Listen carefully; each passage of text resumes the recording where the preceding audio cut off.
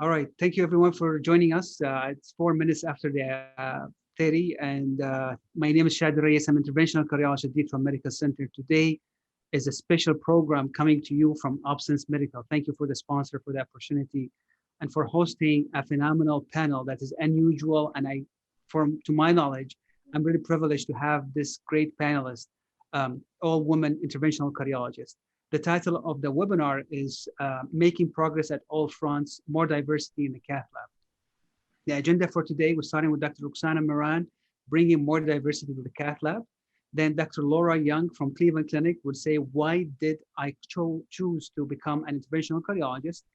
Followed by Dr. Alison Hall, Advanced Coronary Physiology-Complex PCI, Indication and Post-PCI Physiology. And we're going to close with Dr. Alyssa Alton. She is from New Haven, Yale University, new application and the use of pressure wire in the peripheral. We're going to cover multiple topics here, a big agenda coming up for 1 hour, starting with Dr. Roxana Moran, who does not need any introduction. She mentored, I think, majority of the interventional cardiologists in the US and outside, including myself. Dr. Roxana Moran as a professor of medicine at cardiovascular clinical research and outcome and cardiology and population health science and policy at the Icahn School of Medicine at Mount Sinai, and is internationally renowned interventional cardiologist and clinical research expert in the field of coronary disease. As director of the Center of Interventional Cardiology Research and Clinical Trials at Mount Sinai, she has built a global respected academic research center focused on developing randomized clinical trials, outcome research projects, and high-impact academic publication that majority of us have it on our desk right now. A prolific researcher, she has served as a principal investigator for numerous global studies, developed risk scores for bleeding and acute kidney injury early in her career. I think when she was a fellow in interventional cardiology, which is a great resource till now. Participates early in developing clinical guidelines and has authored more than 1,000 peer-reviewed articles. Dr. Roxana Moran, is a privilege to introduce you to the program, and thanks for being with us. Thank you so much, Dr. Alraies, and to be amongst these incredible women at this conference is truly, truly an honor. Thank you for having me. Bringing diversity to the Cath Lab is really, really important, and I hope that by the end of my talk, you will know why. And I'm seeing that we are becoming much, much more diverse, certainly from way better than where we were 2 decades ago when I graduated my fellowship in interventional cardiology. So please note my disclosures, and my biggest disclosure is that I'm a woman, interventional cardiologist, who was the first female trained here at Mount Sinai Hospital, which is the largest cath lab in the country with the highest volume. That was almost 25 years ago, and the times were very, very different, and diversity was non-existent in the cath lab. But I have written and talked about our growing impact as women in interventional cardiology, and that I remain hopeful and believe that we will have more diversity, more women attracted to this absolutely incredible field of interventional cardiology, because the dialogues are there and they're very open and transparent. We are talking about equal pay and supporting very important issues of pregnancy and early parenthood during training for women in cardiology and interventional cardiology, and we're moving in a positive direction. And the more women at the table in cath labs, not only will there be better decisions for the patients as they will be treated by more diverse healthcare providers who look and have the same gender as the patients, but also it will help energize other women to join the discussion and rally for our collective cause of improving and increasing diversity in the cath labs. But really, it's important that this is not just a quick, well, let me hire a few women and underrepresented minorities, and I've solved the issue of diversity in my cath lab. addressing diversity in cardiovascular disease training really has to take a lot of different roles, and we have to think about the perceptions, the actions, and the needs. Most program directors do agree that diversity needs to increase, that there has to be training programs need to have an important venue and goal of bringing more diverse individuals into the programs. And the actions are there, that there is a lot of support for underrepresented groups, and there are important strategies now to increase recruitment of those diverse physicians and healthcare providers.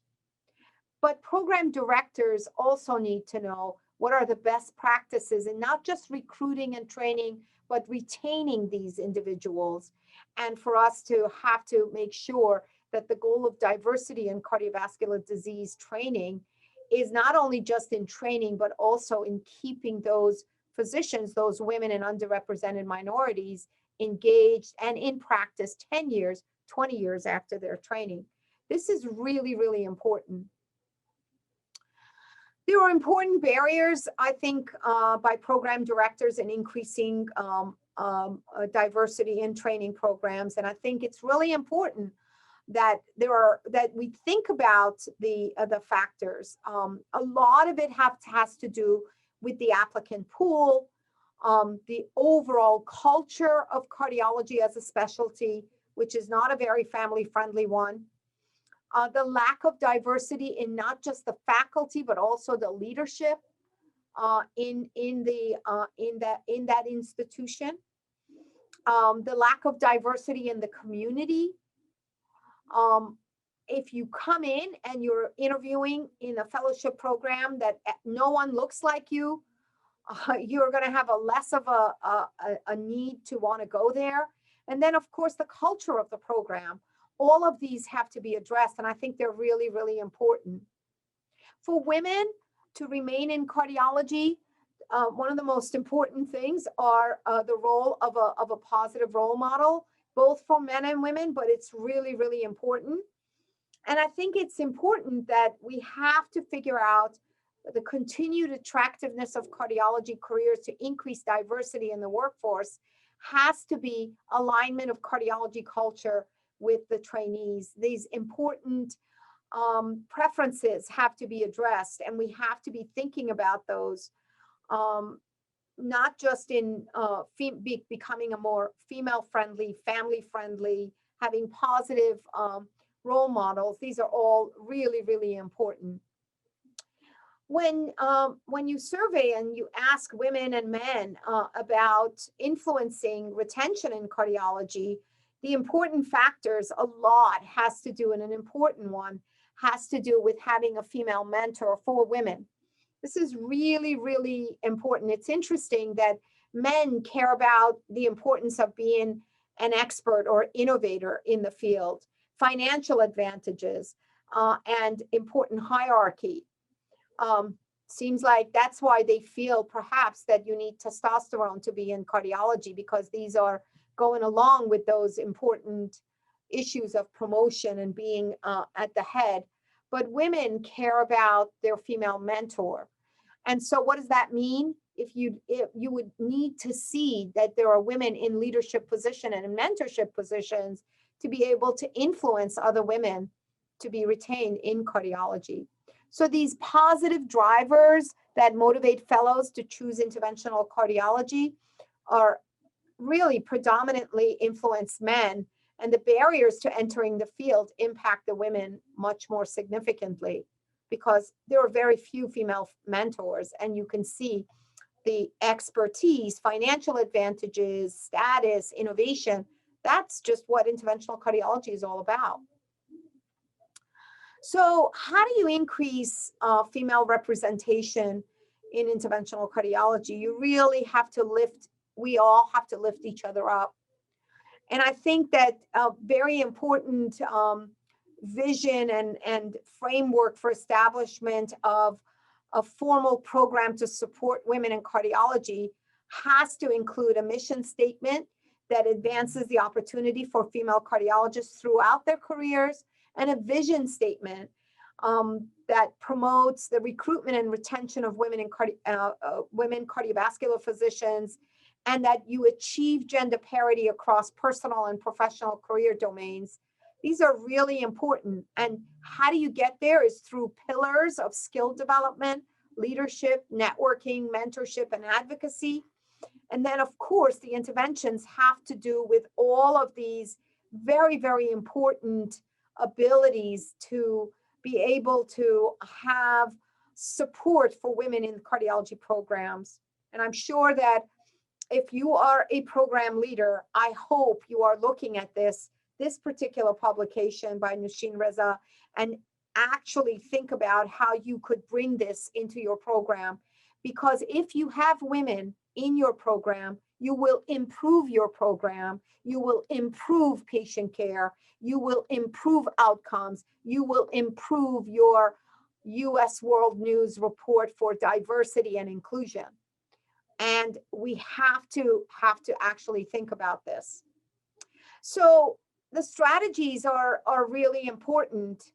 And I think that some of them have to do with highlighting diversity of faculty or fellows during that interview day, prioritization of diversity in your match list. If you are sitting there and you're seeing that in the match day, or in the day that you're doing the match list, even though you're in the committee as a woman, they're choosing the same white boys to come into the training program. Speak up, make sure that there is inclusivity and that you highlight that diversity of the institution during the interview day, and that you make sure that the prioritization of diversity of faculty in the selection committee. Because if I'm not on the selection committee, I'm not going to get to say when I think things are looking too vanilla, if you will. And the useful resources are, there are a lot of useful resources. I really highly recommend you to read these JAC publications. This one just came out in this past year. It really is very, very interesting and important to think about how important it is to think about these resources and incorporate them into your program. The American College of Cardiology Women in Cardiology group, I just came from a WIC NYC meeting just before this meeting, when we talked about balance, is very much thinking about a culture change that is social, societal, and ethical. Inclusivity, diversity, and leadership, and mentorship, and networking. And then, of course, very important actionable targets that have to do with policies and accountability, and the very important moral compass that we all have to have for the responsibility and the commitment to the institution and the professionalism that brings forth and takes away gender disparities. There are this wonderful leadership council on diversity and inclusion task force came up with these 10 recommendations. Their first and most important thing is that there's urgent action needed in implementing creative, multi-pronged approaches to address the real and also the perceived barriers to women's full participation in cardiology. This leaking pipeline of talent must stop. When over 50% of the medical students are women and close to 50% go into internal medicine, and only 20% come into cardiology, and we only have 15% board certified cardiologists out of the ABIM, we are doing something wrong. We are losing women. And so the recommendations are very, very clear.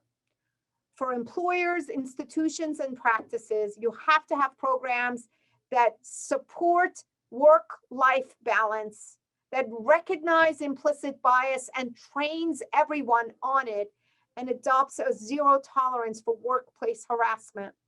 That you provide clear parental leave policies, radiation safety, and lactation rooms for all of the women.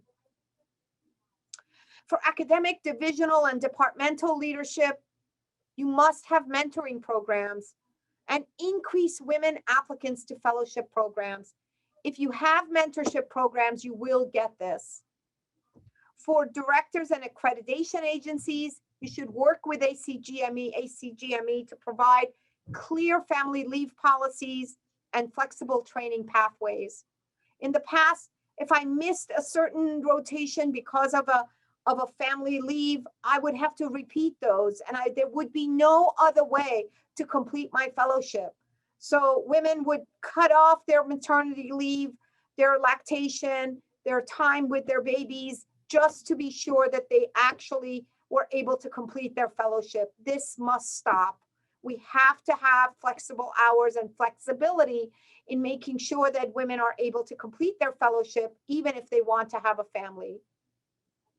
For research funding agencies, there has to be gender equity in that review process, and perhaps even blinding the committees that make decisions as to the gender and the race of the applicants.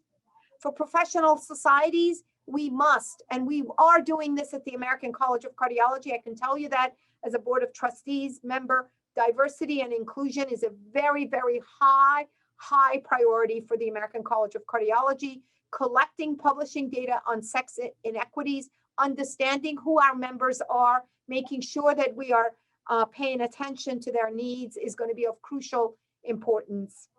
For scientific journals, we have to create equity in the peer review process.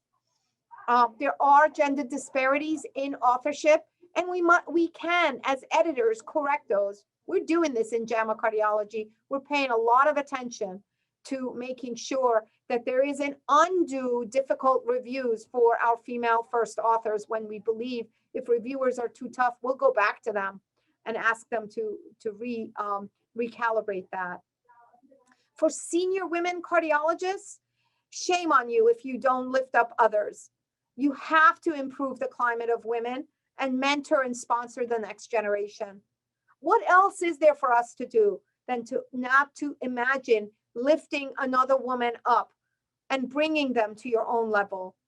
The worst thing you can do is to hurt them by being aggressive, by being competitive, by not recognizing their talent, and by wanting to be that only one and only woman that is in a certain position. That is the wrong approach. Help other women. For early career and mid-career cardiologists, you should create a supportive culture through collaboration and mentorship. Really, really important.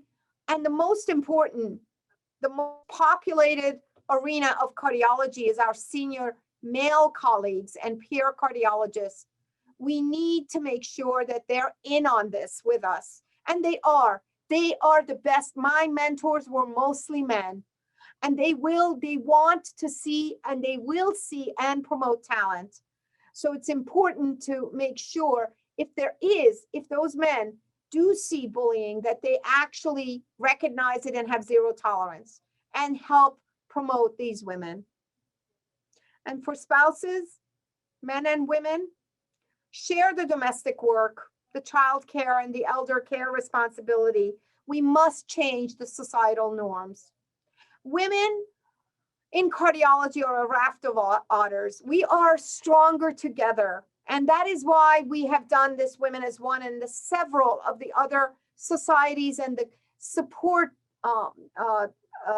infrastructure that's been built to reach, empower, and benefit women. We all will be able to do this by swimming together and really working together as one. As you know, the European Association of PCI has lobbied for better representation of women in interventional cardiology. They have really, really formed a very strong union in follow-up to what we built at SkyWin, Women in Innovation at Sky, which was really the very first society that recognized the underrepresentation of women in the cath labs. And now the EAPCI is doing the similar, very, very important work. They call themselves the Invisible Army of Women in Interventional Cardiology. And the mission is to make them visible. And I love it because they're extremely visible. And boy, are they talented. And boy, do they do great work. not just in the cath lab, but also in academia, in promotion of what other women, and in helping each other. We must do the same here in the US, and we are doing that. Women as One, which is a not-for-profit organization that I have founded with my colleague, Marie-Claude Maurice, who's a fantastic mentor to me for all of my years in training, and Rebecca Ortega, who's the managing director, aims to broaden and promote the global talent pool in medicine by providing unique professional opportunities for female physicians. It's a really, really great organization. If you are not a part of it, please, please come to our talent directory, because if you're not in it, you can't win it. And we are there to make sure that your talent is staged and seen and promoted. And so please, please go to our website and definitely find us on womenisone.org and contact our staff, Rebecca Ortega, Ali McLeod, and Erica Sakari, who are really, really incredibly devoted to make sure you are promoted as women in cardiology. Thank you so much for your attention. I am certain that with more diversity in the cath lab, we will be in a much, much better place in improving the health outcomes of our patients with heart disease, certainly in interventional procedures, and certainly in improving their morbidity and mortality. Thank you again. Thank you so much, Dr. Roxana Moran, for wonderful presentation that highlight an important topic that has been missed for many years, and you've been the champion for being advocate for women in cardiology since I know you. So after hearing what you're talking about women in cardiology, I feel like I should be a woman in cardiology because of the structure you put together, along with the many luminaries in the interventional cardiology. And as a matter of fact, we got a note from Heba Osman talking about Happy National Woman Physician Day, and that happened to be today, February 3rd. So I didn't have that in mind, but coincidentally, it happened to be today as well, which is a perfect timing. One question for you, and also to the panel, as Dr. Laura Young getting ready for her presentation. What do you think the reason for letting this happen for many, many years? Is it lack of a champion to lead this new revolution, or because has been a suppression for any women to be prominent in interventional cardiology? Who wants to take that difficult? I mean, I don't want to say that we were pushed out because of a reason. It just was a really, really unfriendly place. I was just, talking about how difficult the procedures were when I was training. The sheath sizes were 10 French. The patients' complications were a dime a dozen. It wasn't this idea of jumping in and jumping out. Procedures took hours. The devices were not really as defined and refined as they are today. The indication for the procedures were really, really nerve-wracking. I mean, doing multi-vessel intervention and using hemodynamic support. And I remember using the Stone's technique in the brachial artery and doing cut downs to go up and do difficult cases. Those were really, really hard. And I don't want to say that women weren't capable, but it certainly was not a very family-friendly. Radiation safety was a big, big issue. We now have, really put away the myth of radiation safety as an important impediment for women to come into interventional cardiology. But I remember that my lead weighed over 45 pounds when I was a fellow, and I couldn't stay. I would have to stay in that lead all day long. There was just going from one room to the other, and then in between holding groins with my own hand. I was very, very strong, using clamps, going from one place to the other. There were no closure devices. So look, it was just really, really tough at that time. And it was a new subspecialty. And because of its innovation and the macho power, men were very much attracted, and then when you don't see women in there, you're going to be less and less wanting to go there. It's difficult. Absolutely. Yeah. I mean, I think you are right, Dr. Meran. As you show the evidence, it's an upstream problem starting from the selection committee, from increasing the courage in women who's finishing medicine to push into cardiology because of lack of mentorship. That is doable. It's radiation is not danger. You can still do it. Being pregnant and in the lead is not a big barrier for you. So all these kind of clarification made women that we have now on the panel, I think, come to the interventional cardiology.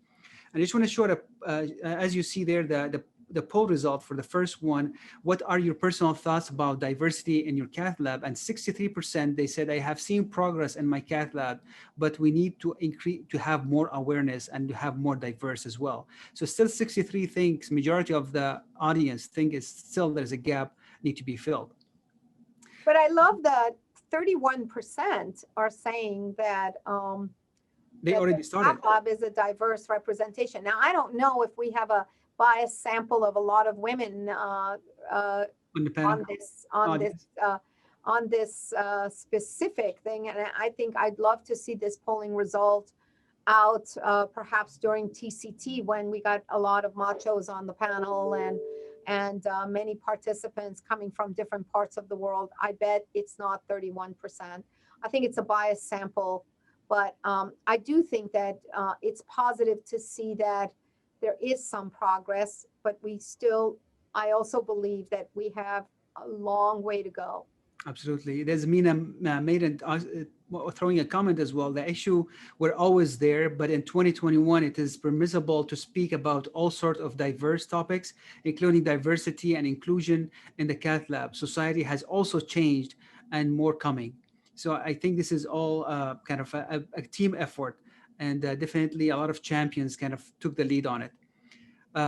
Thanks again, Dr. Meran. I mean, stay with us for more discussion as well. I would like to introduce our second speaker, Dr. Laura Young, is currently first-year interventional cardiology fellow at Cleveland Clinic, and she is clinical instructor of medicine at Cleveland Clinic Learner College of Medicine at Case Western Reserve University. Dr. Young graduated from the Royal College of Surgeons in Ireland in 2014 and went into the complete residency and fellowship training in internal medicine and cardiology at Cleveland Clinic, where she stayed as interventional fellow as well. She is in the first year out of 2-year track dedicated for complex coronary intervention, and I'm really delighted to hear that and see that. And she published and led publication at prominent interventional cardiology and general cardiology journals such as JAMA Cardiology and JACC. She has been an invited speaker for numerous conferences, and she is looking to be a CTO operator and a chip operator once graduated. Dr. Laura Young, thanks for being with us, and thanks for preparing the slides. Please go ahead and start your presentation. Can you hear me now? Yes, I can. Okay, perfect. So first of all, thank you, Dr. Alraies and the Opsens team for inviting me today. It's an honor to be speaking alongside these incredible women. I've been asked to speak about why I became an interventional cardiologist. And so on that note, I think to start off, I want to mention that while I have no financial disclosures, I should mention that I'm not quite an interventional cardiologist as of yet. I still have 1.5 years of training left. And so the discussion that we're going to have today is really based on my experience in today's training environment and how I've navigated through that and the perceptions that kind of have guided me to the decisions that I've made to choose my career path. So in order for us to recruit more women into interventional cardiology, we need to first have a better understanding of why we're missing them in the first place. And I know Dr. Moran reviewed this, some of this data at least already, so I won't belabor the point, but I do think that highlighting this data back in 2019 was the first step to closing this gap. Again, we've made marginal improvements in the recruitment of women from 2007 to 2017, with now 9% of our interventional fits being female, but we still have a ways to go. And before we delve a bit further into the reasoning behind this discrepancy, I think this figure from Sonia Burgess and her colleagues in Australia is important to mention, and it really highlights why we in cardiology really need to keep talking about this. We can't let this become a passive issue where we, may just like let the chips fall where they may. This is from Circulation back in 2019. And while only hypothetical, I think it's still alarming. So you see here, it's a prediction model for when there will be gender parity in general surgeons versus cardiologists in Australia. This was based on a breakdown of the specialists in practice back in 2017 in terms of their gender, age, and the percent planning to retire in the 10 years ahead, alongside the number and gender proportions of the new fellows entering the workforce each year. And so when they mapped it out, you can see that they predicted that general surgery would reach gender parity by 2047. And to be honest, when I initially saw that, I thought, oh my gosh, they're way behind us. They've got a long ways to go. But then when you look at the graph, you see that cardiology as a whole, and this is not even specifically intervention, this is cardiology in general, they predicted that they would lag at least 2 decades behind. And so despite the fact that, general surgery and interventional cardiology are often thought to be comparable in terms of their work hours, the male predominated field in the past, the kind of procedural aspect of the field as well, there's something that's different that we're not doing that the general surgery field is doing, or perhaps has, that's attracting more women at this point. And so I think despite the fact that we've made huge strides, we still need to figure out where that is and brainstorm these ideas and keep on having this conversation. And so when I look and circle back to the question of why did I choose to become an interventional cardiologist, I think this is a pretty simple answer, and it would be a pretty short talk if that's what we focused on. I wanted to be passionate about what I do every day, as probably we all do. And so for me, it was an easy decision in the sense that I wanted to be in the cath lab. I really loved procedures. I loved being able to teach procedures. And so it wasn't a difficult decision for me to choose that based on these positive reinforcements. And going back to the data from Young and her colleagues back in 2019, my reasoning for pursuing the field was not that far off from others who intended to do so as well.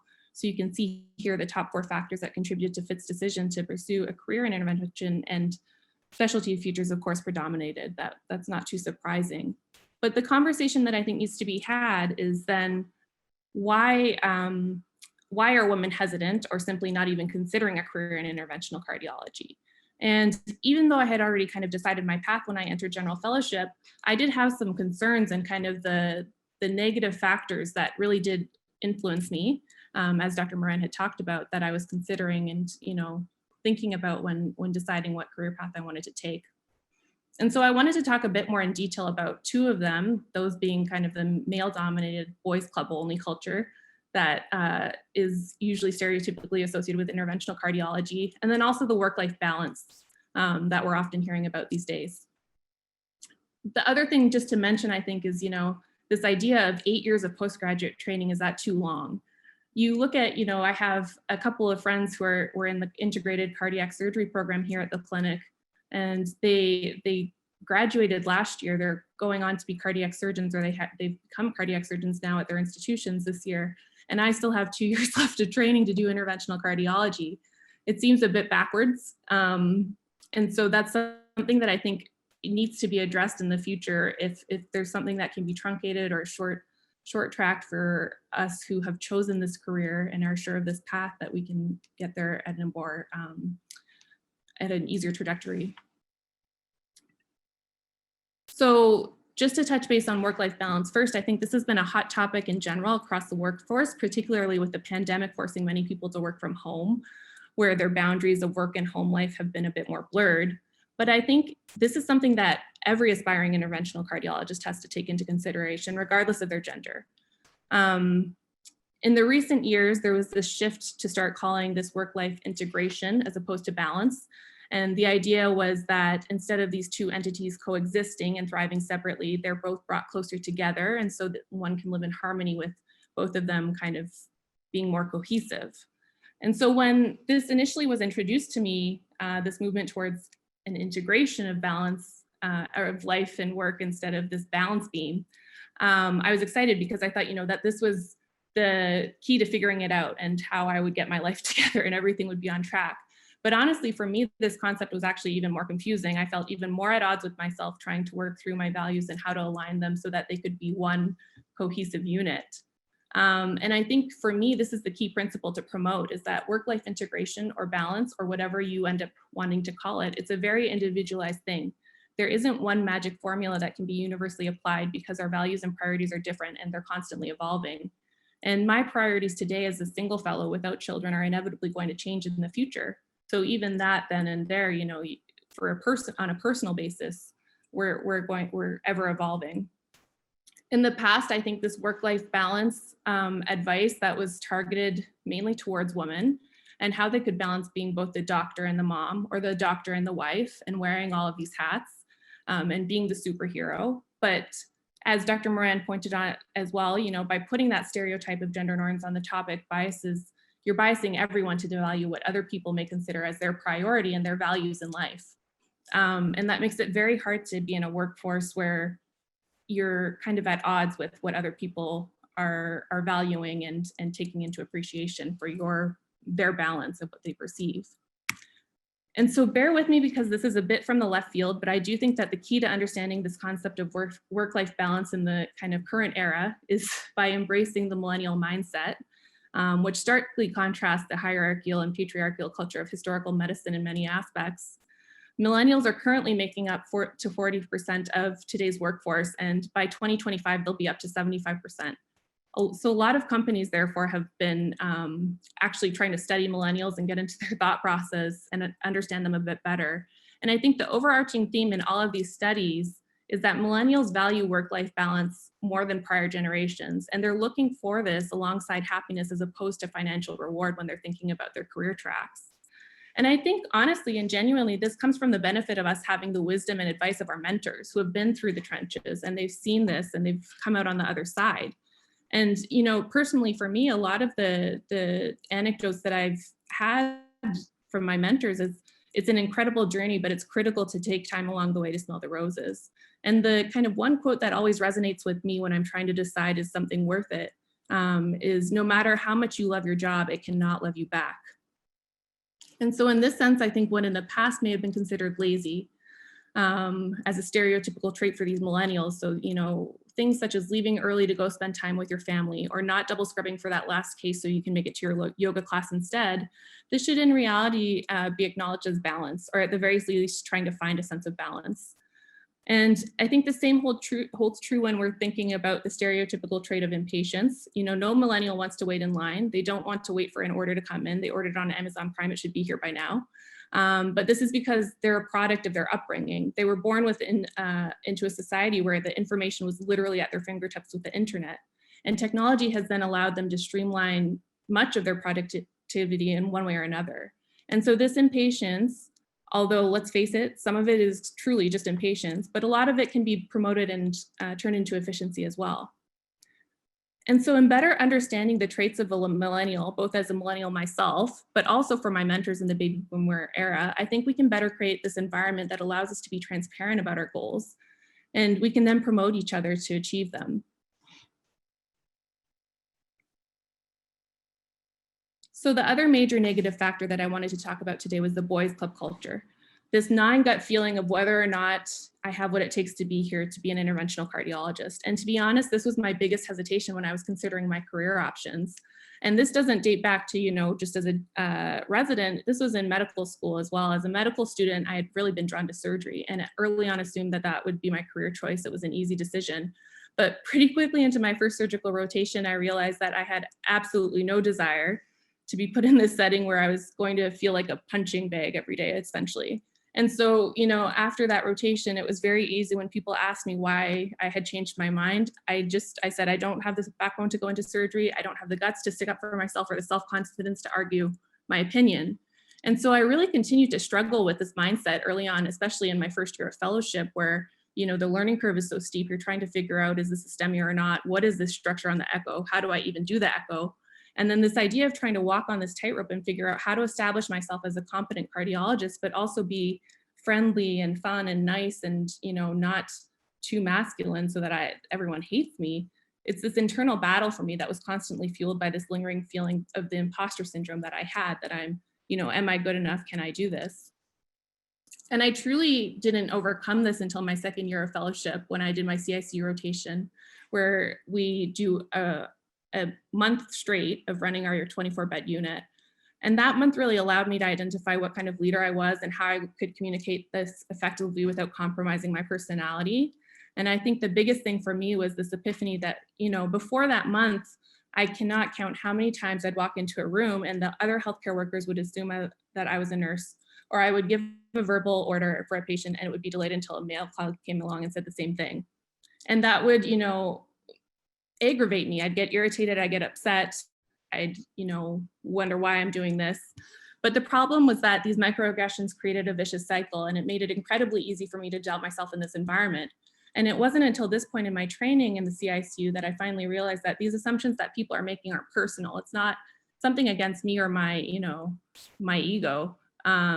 It's just my ego acting up. So they're a product of the bias that we've created in medicine. And so instead of self-doubting, I can now identify this and move on. And I think the further along I've gotten and the more mature I've gotten within this process, it's now easier for me to, identify this, discuss it with the person, and then move on as well. So, that they're aware of it as well. It's not kind of a one-sided conversation anymore. So I feel very fortunate that I had this epiphany or aha moment during my general fellowship. And I'm sure, or at least hopeful, that it would have happened at some point along the way, regardless of whether or not I had done that CICU rotation. But identifying this was one of my major barriers, has given me the motivation to help younger women realize that their value much sooner in their career so that they're not struggling through this, and helping them to develop the self-confidence that is crucial to be an interventional cardiologist without feeling that it means they have to give up their personality. And so this is just, this kind of quote from here. So self-confidence and intelligence are not synonymous with masculinity. And I think we just really need to keep reminding ourselves that you can be both. You can be yourself and your bubbly personality, and you can be confident and you can run the unit or run the Cath lab. And so on that note, I think the way to help address all of this, at least a predominant or big factor of it, is through mentorship. And while it sounds easy enough, it's only in the past few years that I think we've really had the bandwidth and administrative support to make this idea a reality, and certainly on kind of the national level and international level as well. So before I started general fellowship here at the clinic, we didn't have any local or statewide interest groups for women in cardiology. But I was fortunate enough to have both of these started in my time here. One of our imaging staff started the Cleveland Clinic Women in Cardiology division back in 2017. And in the pre-COVID era, we were able to meet 3 to 4 times a year. More recently, in September of 2019, we had the inaugural Women in Cardiology Ohio chapter meeting. And that was thanks to my co-fellow pictured here, Dr. Zarina Sher-Alaya. She's currently the sitting co-president of the ACC Ohio Fit Committee, and she's done an incredible job of getting the Women in Cardiology chapter up and running with numerous virtual meetings now in the era of COVID-19 to help promote each other.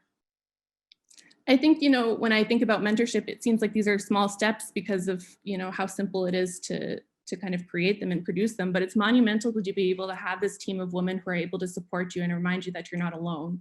And personally, it's been a huge help.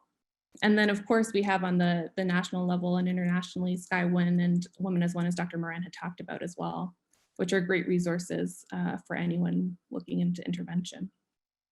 So one more final thought, just to finish everything, you're not alone. I think that was the biggest thing for me going through all of this, thinking, am I the only one? And having these programs and even these conversations, this webinar here, it's been a huge help to try and get through this. And I'd love to help other people as well if anyone ever feels the need to reach out. Thank you. Thank you, Dr. Young, for wonderful thoughts. And I have one comment before I turn to the panel. I have a question, is the fact that you said that work and life balance. Always the conception is if you are in surgery or interventional cardiology, you have to be tough. You have to be, as Dr. Moran mentioned, 45 pounds of lead. You have to be holding groin. You have to be staying late at night. And this is all wrong, as even for a male cardiologist, this is wrong. Like what we were doing is associated with more hazard. They had very high divorce rate. In terms of financial compensation was completely interrupted because you're moving from different institutions because of the burnout.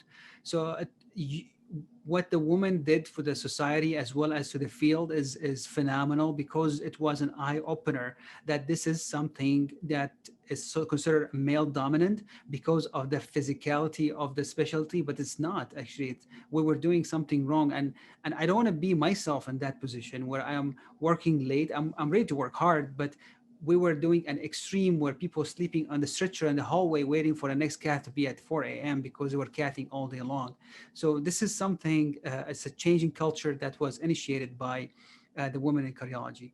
I would like just to ask Dr. Hall and Dr. Alton, I mean, we have a poll also put it there, has been the biggest driver for you to choose a career interventional cardiologist.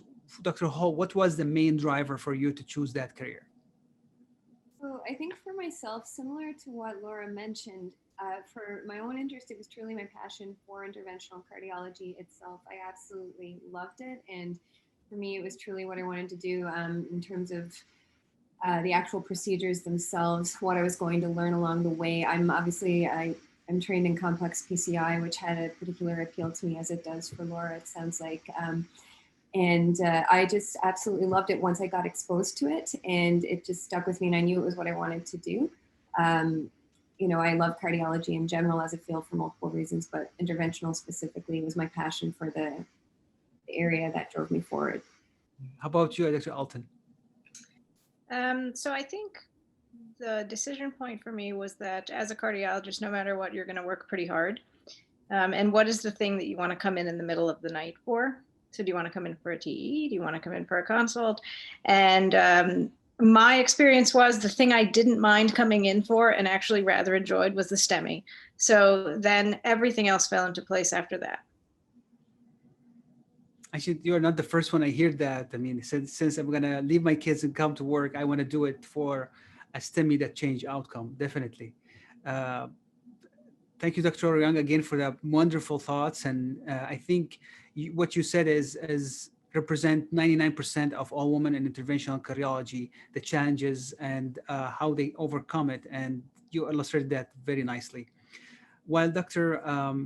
Hall is getting ready for her presentation, the title of her presentation is Advanced Coronary Physiology. We're going to move now to do more physiology into, after talking about the diversity in the cath lab, why it's important, why we have to have more women, and how to get there. We want to see what the women are doing right now in the cath lab. And with that, Dr. Hall, when I make the transition to the clinical aspect of the program, Dr. Alison Hall is an adult cardiologist, interventional cardiologist, and clinical assistant professor of medicine with Eastern Hall Memorial University of Newfoundland in St. John's in Canada. She obtained her medical degree from Memorial University and then pursued residency in internal medicine at the University of Ottawa in Canada and completed fellowship in adult cardiology and interventional cardiology at the University of Calgary, Canada. Thank you, Dr. Hall, for your time, and please share your screen for your slides. I believe I am sharing. Are you able to see? Not yet. Okay, good. Let me try that once more. How about that? Is that better? Perfect, yeah. Perfect. All right, thank you so much to everybody for including me in the panel this evening. So I'll be talking about the use of coronary physiology to guide decisions and optimize results in complex PCI. Those are my disclosures. So I'd like to begin with a quote actually from one of the investigators from the DEFINE PCI study. So most interventionalists are only using physiology as a who to treat tool. Beyond who we should treat, tools like IFR can guide how and where to treat within a vessel and then confirm results after stent placement. It's difficult to know which lesions will produce a significant physiological gradient and which won't. If you don't measure, really there's no way of telling. So essentially that's the entire focus of my talk this evening, is to talk to you about how I use physiology to determine what to treat, where to treat, and how to treat in complex PCI. I'll give some general thoughts first and then go through a case-based discussion of this. So when it comes to the what to treat, first of all, some ways that I use physiology for certain scenarios would include, for instance, looking at patients with multiple coronary lesions in multiple territories. So for those patients, you really want to make sure that you're treating the truly ischemic regions. And if you use physiology to help you determine that, then you may end up reducing your procedural complexity. You may have less areas that you need to intervene on. Or similarly, this can help you with your overall revascularization decision-making for patients. So if you've got significant lesions, for instance, in the circumflex and RCA territories and a borderline LAD lesion, if you ultimately assess it with physiology and it's flow limiting, then that may lead you to further discussion towards potentially bypass surgery over PCI, depending on the clinical scenario. I like to use physiology a fair bit with bifurcation PCI. Some of the main reasons I would turn to it would be if I've got, for instance, a Medina 001 lesion where mainly I've got a side branch lesion. If I assess that with a pressure wire and it's negative, then I'm not going to go and, obviously work on that and disrupt potentially the main vessel. And that's something that could certainly be managed medically. Similarly, then when you go on to do a provisional stenting strategy in a bifurcation, if you've got a jailed side branch, you can certainly use physiology to assess that. And if your side branch has no flow limiting, lesion after you've jailed it, then you may not need to convert to a more complex 2-stent strategy. Another scenario where I really like to know that my lesions are flow limiting is before I embark on treating heavily calcified vessels or lesions associated with calcium nodules, because we know that calcium modification, potentially carries more complication risk for patients and more longer term increased risk of in-stent restenosis. So you need to be sure you're treating truly ischemic lesions. I do obviously CTO interventions. So when I'm looking at a patient case prior to deciding to do CTO PCI, you do have to look at the non-CTO vessels as well. And you can use physiology to help you better determine if there's significant disease in all territories, which again may warrant potentially a surgical option for the patient over your intervention on the CTO alone. And lastly, another time when I tend to turn to physiology to determine what to treat would be for osteocoronary lesions. We've all had that experience where we've engaged a coronary osteo and had significant dampening. Sometimes it's clearly related to a lesion, but other times it can be difficult to tell if it's just your engagement, your geometry, et cetera, and spasms. So physiology can sometimes help me sort that out, certainly. Another aspect of determining what to treat for me is basically knowing how to use the data that I collect. So I use very frequently a combination of resting and hyperemic indices for my decision making. And it's important to know that your resting and hyperemic indices can be discrepant about 20% of the time. The important thing is not to panic and think your pressure wire testing is useless, because we know that the IFR is a well-validated index for deferrals. But if you get a little bit smart about it and you look at your lesion that you're dealing with, you can often figure out why a discrepancy is present when you actually get one.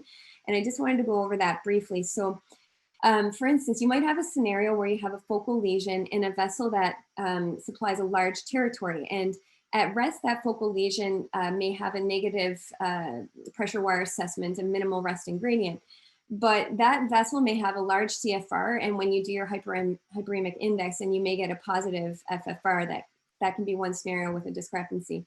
Similarly, if at rest you've got a long diffuse lesion in a vessel, you may have an abnormal resting gradient, but that vessel may have more of a mild or modest increase in hyperemia and therefore a negative or borderline FFR.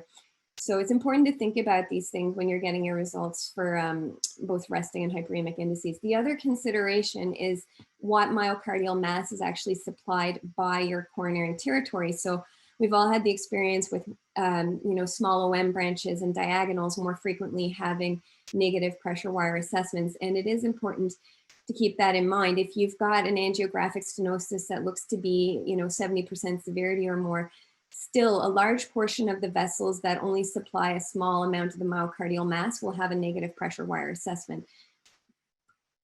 So lastly, in terms of what to treat, I also like to look at potentially the relationship between my imaging and my pressure wire assessments, because when it comes to complex PCI, there's no doubt that we get into using intracoronary imaging as well. So we all know that when we're dealing with left main coronary lesions, both imaging related NLA cutoffs, like our 6 millimeters for left main, and FFR can be used to defer.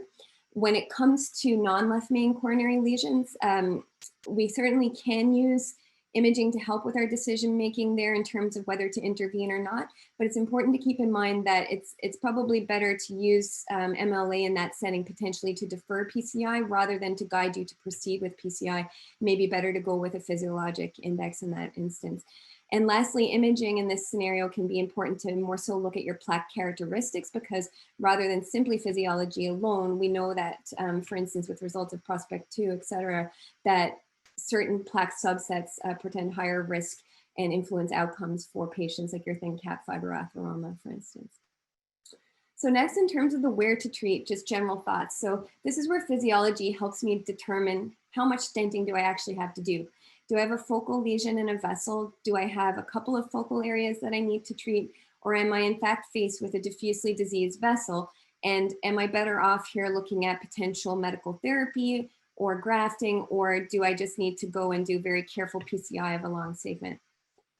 And lastly, we have the use of physiology for optimization of your procedures. So there are certain pressure wire-based targets that we'd like to achieve at end intervention, which I'll go through.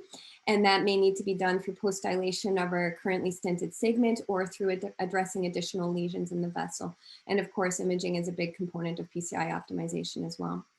So looking at the DEFINE study, this essentially looked at what percentage of people coming out of the cath lab after an intervention still have significant residual ischemia in the intervened territory by IFR. And in fact, about 24% of patients came out from their PCI with resting pressure indices of less than or equal to 0.89. Interestingly enough, you might say, well, that's because of residual diffuse disease, but no, about 82% of those cases were related to focal residual troubles. And furthermore, about 38% of those focal residual troubles were actually within the stent you just put in or at the edges of the stent.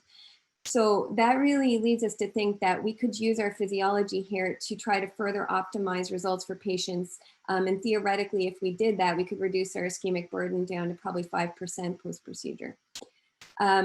We also learned from DEFINE that our estimation of angiographic residual stenosis really correlates poorly with our physiology indices.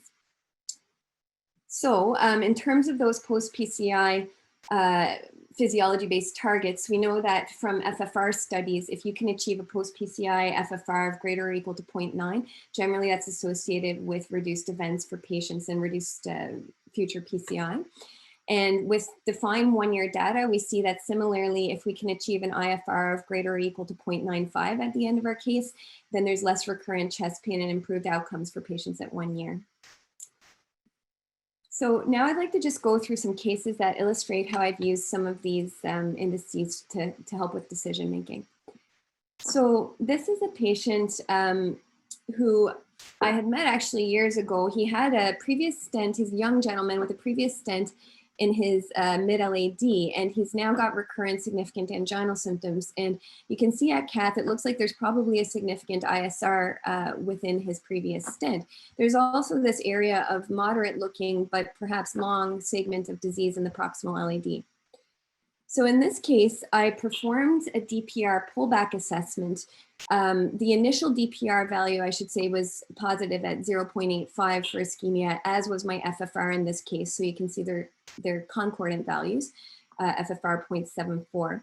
And here, 2 significant step-ups were identified. So the first was at that segment of ISR, but this also showed me that there was significance to that proximal lesion as well. So both areas would need to be treated. Just looking next, because this is an ISR case, I always use imaging. You can see the mechanism of the ISR here was not so much significant under expansion of the stent, but this gentleman has very aggressive atherosclerotic disease, and he has fibrous atheromatous ISR here, as you can see, and then a significant burden of atherosclerosis through his proximal vessel as well. So ultimately, I used the combination of the imaging and the physiology to proceed with ultimately OCT-guided PCI of the vessel, including treatment of that mid-vessel lesion with a cutting balloon and stenting, and then stenting of the proximal lesion. Now, I will say I've gotten more into the habit recently of doing my post-intervention pressure wire assessments, and this would have been a nice case to repeat that at the end of the case, and I do have an example for that later on. For this case, I also used physiology to assess his right coronary, where he had a moderate looking lesion in the proximal vessel just above another previous stent. And again, that was significant for flow limitation by my resting index. So I proceeded to treat that as well. And this patient has done quite well. So the second case here is a gentleman with significant anginal symptoms and an abnormal myoview. And the myoview is mainly showing ischemia in, I believe, is the inferolateral wall. At Cath here, however, if you look at his distal left main and proximal LAD, there's this huge shelf of calcium angiographically there, and at least a moderate stenosis. So I performed a pressure wire assessment of that LAD, which was significant at 0.79. And my DPR pullback here was able to clarify that, yes, the big step up was occurring at that proximal lesion site and into the distal left main. This gentleman did have as well a significant lesion in his circumflex, as you see here. I did a quick initial IVUS assessment of that distal left main prox LAD and actually could barely get a catheter in there, but you can see the heavy calcification, and the left main lesion was significant by area criteria as well. In his RCA, he had long areas of moderate disease in the mid segment and an area of mild ISR in the PDA. I performed a pressure wire assessment of the whole vessel into the PDA, and it was negative for flow limitation. Because if that had been significant, I probably would have been thinking more towards cabbage in this gentleman, although his left-sided targets are not ideal perhaps. I did actually treat that lesion in his RPL, which you could debate somewhat. It turned out to be quite a challenge. I actually had to treat it with lithotripsy. But after that was done, I brought him back for a staged procedure for intervention on his left main and LAD after discussing his findings with his referring physician. This is the OCT imaging before I proceeded. So you can see that you've got this thick circumferential calcium throughout. And my feeling was that I was going to need a technology to modify that deeply into the wall of the vessel. So, but also there was such difficulty with equipment advancement. My plan was to do a combination of rotational atherectomy and intravascular lithotripsy. So I brought him in that day. I treated his circumflex lesion first, and then I proceeded to do atherectomy of his LAD. That's just a still image because nothing exciting to see there. I then went on to do extensive shockwave treatment through his prox LAD and left main with a total of 3 shockwave balloons in increasing diameter, and then dilated further with NC balloons. You can see here after that, my OCT imaging is showing some calcium fractures that have occurred successfully, which is a good sign. And then I actually went on to do further IVL treatment after those particular images were taken. And you can see that luckily then when I went to deploy my stent, it looks like I'm getting good expansion. And then at end case, I did use OCT imaging to confirm adequate expansion of my stents through the LAD into the left main. And that's the final result that you see there. And again, I'll just emphasize, you know, now with the new evidence in support of IFR at post-PCI as well, I'll probably more commonly do post-PCI IFR assessments as well. But in this particular case, my OCT showed good apposition. This is a bit of a similar case to the last one, again, where you've got significantly calcified disease in a gentleman here in the proximal LAD. And before embarking on treating this, you want to be certain that this is truly significant because it's going to be a complex intervention. So again, the DPR was significantly positive here. And in this particular case, there were 2 step-ups, one in the mid LAD here that you see, and then another at that significantly calcified lesion in the proximal LAD.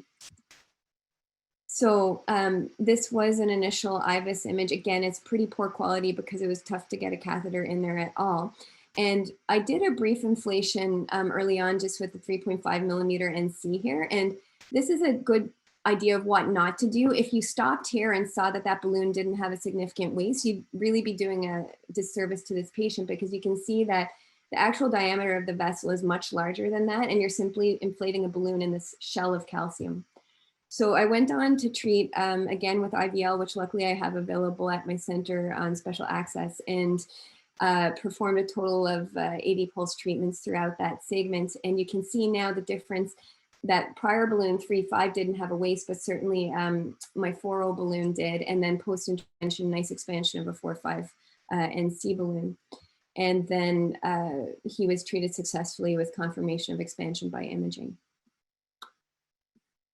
So this next case was contributed by one of my colleagues, and this is a gentleman, as you can see here, with LAD disease, and the entire vessel pressure wire assessment was positive at 0.76 for DPR. So they proceeded to treat the significant proximal disease with a stent. However, after that intervention, the DPR now only came up marginally to 0.79. And we know, as per what we discussed earlier, that's not portending a good outcome for this patient. So in this case, they then performed a DPR pullback through the vessel, which showed a significant step up at that distal lesion that you might have seen earlier, and then a long gradual step up in the mid segment. So this truly is a diffusely diseased vessel. And then they went on to try to optimize their outcome by stenting those additional segments. After the further stents were placed, the vessel was extensively post-dilated. And you can see that this is the final result here. And luckily, although it was difficult to get it up there, the final DPR was satisfactory at 0.96. So hopefully that patient will have a better longer-term outcome.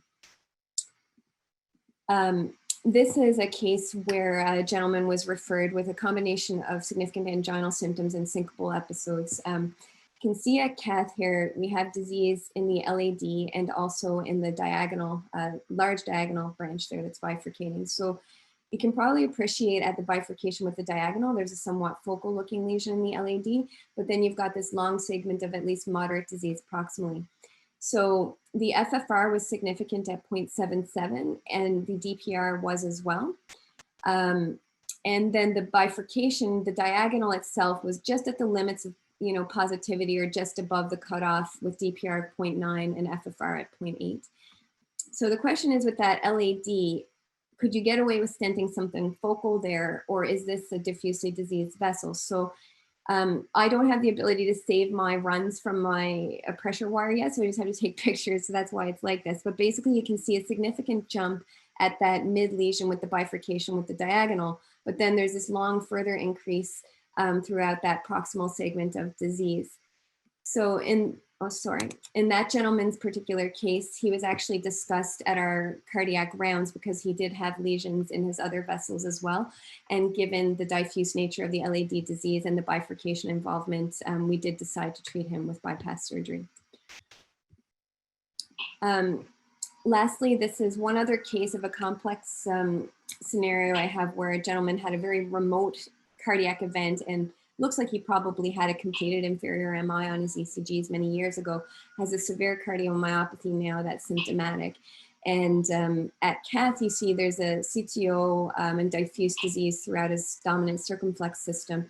And then he also has significant disease throughout his LAD, although it looks like the most severe disease is in the mid segment here.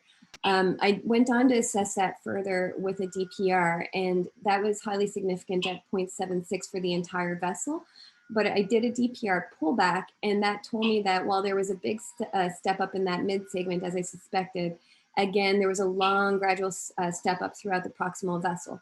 So at this point, I've paused with this gentleman. I'm going to be doing a viability assessment of his circumflex territory. He's very complex, high risk for potential surgery. So if the circumflex isn't viable, I may use pressure wire and imaging guided modalities to treat his LAD. If the circ is viable, then we'll certainly have further discussion. So you can see the use of the physiology and the decision-making process there. So in conclusion, incorporating physiologic assessment into decision-making for complex cases can help us to choose the right treatment approach for our patients in terms of what we should treat and how we should treat. And it helps us optimize our results so that we achieve better longer-term outcomes for patients. Thank you very much. Thank you, Dr. Hall. Phenomenal presentation. Really, it's very educational and I learned a lot. I have a couple of questions for you. So you're using the same pressure wire to deliver all your balloons and to do the shockwave as well, correct? In many cases, I am able to do that, especially with, well, I use a lot the OptoWire 3 that I have available now, and I find it does perform well for doing my PCI and post-PCI assessments. In some cases, for more complex calcified lesions, I may have to do a wire exchange and then go back in with the pressure wire at the end. Okay. And usually it's easy to disconnect pressure for post, you work on the wire, and then eventually reconnect back to do post-PCI FFR. And as you shouldn't have significant drift in that scenario. Yeah, perfect. And the shockwave you mentioned, are you using the coronary shockwave in Canada? We don't have it in the US. So it's actually, I get it on special access. I have to, along with other members of our group, we have to apply for it pretty much every single month. So we get a select number of the catheters in, and then we use them up. We have to apply again, but it is the dedicated coronary shockwave that I use. Oh, beautiful, nice illustration. And I like the complements between physiology and imaging. And the best example that I've seen so far is how you inflate an NC that is undersized in a barrel of calcium, and you think you are doing good favor to the patient, but yet you have at least 1 millimeter mismatch from the lumen size, and then eventually you get the lesion right and you give him the best outcome.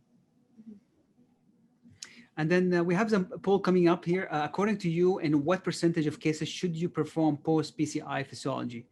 I think this is going to change a lot since, as you showed nicely, the defined PCI trial and the findings and the significance of adverse outcome in patient who has less than 0.94 and patient definitely who are less than 0.90 post-PCI. So I see here a very variable. I think there's as often as possible, majority of the people, 43%, but there is a small number, less than 15%, which is, I think, it's a small sample size again, but I think there's a more move toward doing more. And I wish I see kind of more 99% doing post-PCI, FFR, and DFR, at least to see if you did the patient good favor and good job post-PCI. And for that, you need to have a reliable wire that can give you these results. Dr. Moran, Dr. Alton, or Young, any comments on Dr. Hall cases? These were incredible cases and just showing so beautifully how physiology can be so helpful in decision-making on some of the most complex interventions, making some easy and making some more difficult depending on what needs to be treated. But I think it's just it was such a great exemplary talk on how you can use physiology to help improve outcomes. It was wonderful. Thank you for sharing that. Beautiful. Thank you so much indeed. Dr. Alton, while you're getting your slide ready and you share your screen, Dr. Alyssa Alton is assistant professor at Yale University. She's a graduate of Harvard College and Harvard Medical School. She completed internal medicine training at Yale and cardiology, interventional cardiology, and endovascular interventional fellowship at Columbia. Her clinical specialty include coronary and endovascular intervention with a particular interest in the management and treatment of chronic limb-threatening ischemia. She serves as a director of clinical research in interventional cardiology. Dr. Alton, thanks for being here with us, and I'm really privileged to have a second webinar with you when you presented to us seasonal variation in the outcome of limb salvage published from your center.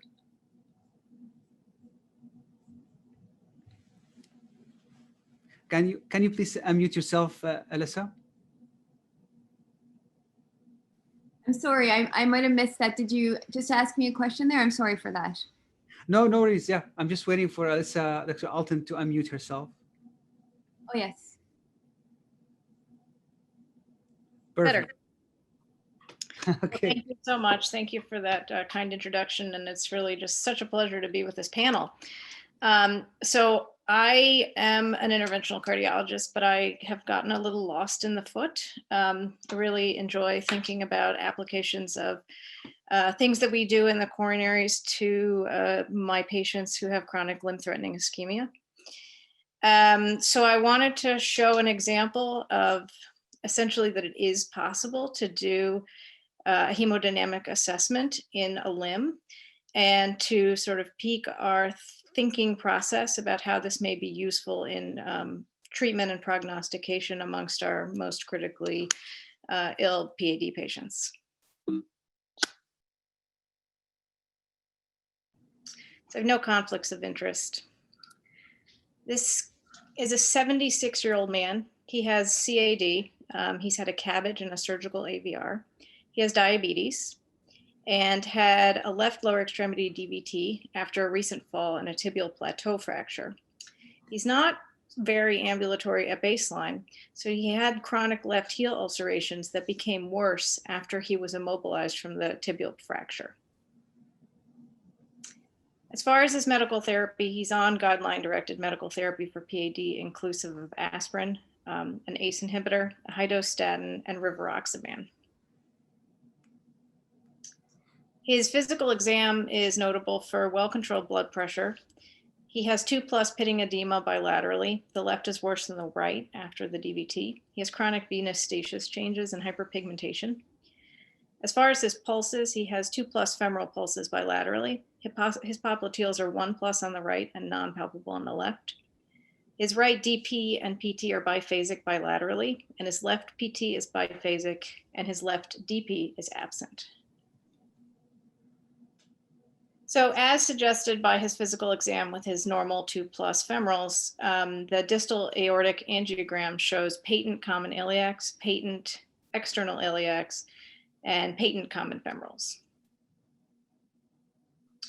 Looking down the left leg, his SFA is beautiful, perfectly patent. His profunda is open. Coming down into his popliteal, he has some disease of his P3 segment of his popliteal. Looking below the knee, so this is the anterior tibial, and you can see that it's proximally occluded. You can see the PT here is patent, and you see a little twig of a perineal that's occluded. And this is coming down into the foot, and this is the heel coming around to the toes. And basically the PT is the only vessel that's open down to the foot.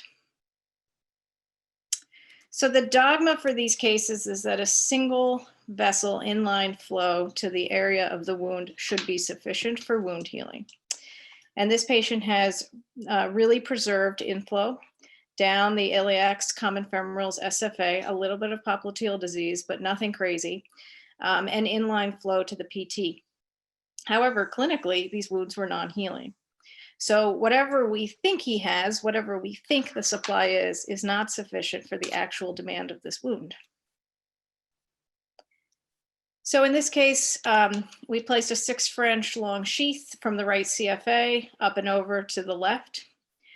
I thought this would be an interesting case to try to measure the hemodynamics on. So we introduced the obsense wire and equalized it in the popliteal, and then we removed it. So this issue of where to equalize in the periphery needs some thought. And right now in chronic limb-threatening ischemia, the kind of best cases for measuring this, in my opinion, are the ones where you really have no disease until below the knee.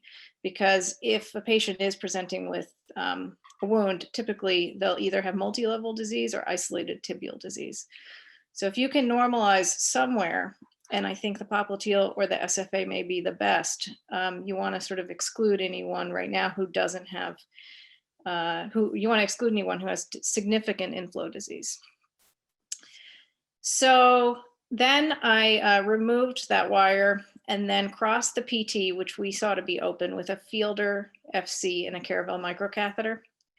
And then exchanged that out for the obsense wire through the microcatheter.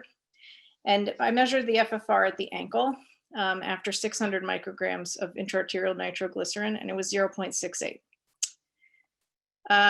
I blew the wire out, the FFR wire, through the Fielder, through the Caravel, and reintroduced the Fielder into the vessel for intervention. So I tried to cross retrograde down the PT back up into the AT. And that was unsuccessful. So instead I came down the AT, which is the occluded vessel. And you can see the wire comes down and around up the pedal loop. And then you can balloon in retrograde fashion. So I ballooned the pedal loop with a 2x40 and came back into the proximal vessel with a 2.5x100 and up to the proximal AT with a 4x20. And that restored flow into the pedal loop through the AT. And then went for the perineal. So I wired the perineal antegrade down to the ankle, ballooned with a 3x100. Had good 3-vessel runoff, and I'll show you the pictures of that. I reintroduced the FFR wire then into the PT at the level of the ankle, which is where we'd initially measured. And that FFR value was 0.79 post-procedure after 600 micrograms of intraarterial nitroglycerin. So these are the final angiograms. So you can see we didn't have an AT before and we didn't have a perineal We have brisk, good flow, tons of collaterals perking up. And down into the foot, now you see basically the entirety of the pedal loop. Good blush into the heel, which was the area of the wound.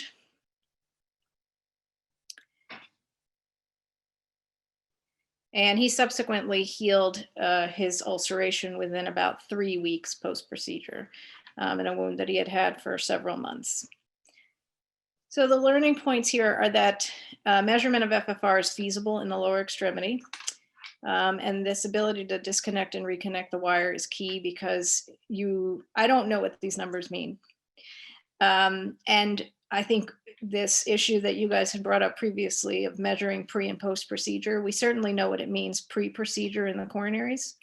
And we're learning what it means post-procedure in the coronaries. I think that in assessing patients with ulcerations and tissue loss, we have to consider not only the supply and the demand. So we don't have a great way to estimate the supply-demand mismatch other than if it hasn't healed in a certain amount of time, they don't have enough supply for the demand. So FFR may be helpful in quantifying this mismatch in chronic limb-threatening ischemia.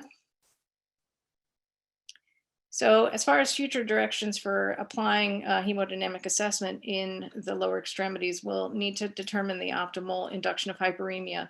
So what is that agent? Is it adenosine? Is it nitroglycerin? Is it something else? And what are the post-intervention FFR cutoffs that will correspond to adequate wound healing? Or what is the pre-intervention FFR cutoff that might correlate to wound healing without an intervention? So I took us a little bit far afield into the foot, and I hope that it stirs a little bit of discussion so that we can think more deeply about how to apply this. Thank you so much. Thank you so much, Dr. Alton. Phenomenal illustration. Just for the sake of time, I just want to, Dr. Moran has to leave us at 8 sharp. So I just would like to thank all the panel, including Dr. Roxana, for your time, for preparation for the slides, and for presenting phenomenal cases in coronary and peripheral, and illustrating the capability of the pressure wire at different vascular bed with that definitely gear and help the decision making either for PCI surgery or any revasc beyond in the heart and beyond. No, I was just so impressed, Dr. Alton.